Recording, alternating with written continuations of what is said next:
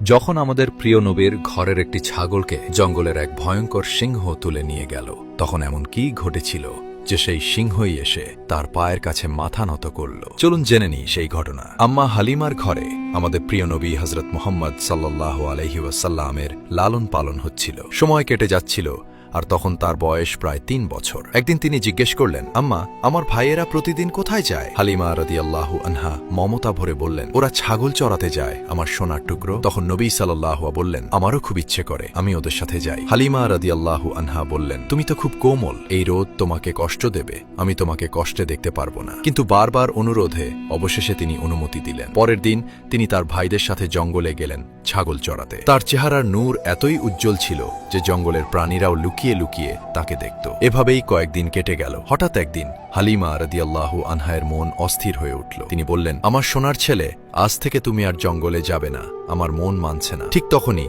তার এক ছেলে দৌড়ে এসে কাঁদতে কাঁদতে বলল, আম্মা, আমাদের একটি ছাগলকে জঙ্গলের বড় সিংহ তুলে নিয়ে গেছে। একথা শুনে হালিমা রাদিয়াল্লাহু আনহায়ের চোখ ভিজে গেল। তখন ছোট্ট নবী সাল্লাল্লাহু আলাইহি ওয়াসাল্লাম বললেন, আম্মা, আপনি কাঁদবেন না, আমি এখনই নিয়ে আসব। তিনি ভয় পেয়ে বললেন, বাবা, তুমি এখনো ছোট ও সিংহ খুব ভয়ঙ্কর, হয়তো ছাগলটাকে খেয়েও ফেলেছে। কিন্তু তিনি দৃঢ় বিশ্বাসে বললেন, মুহাম্মদ যখন চাইবে সে ফিরিয়ে দেবে।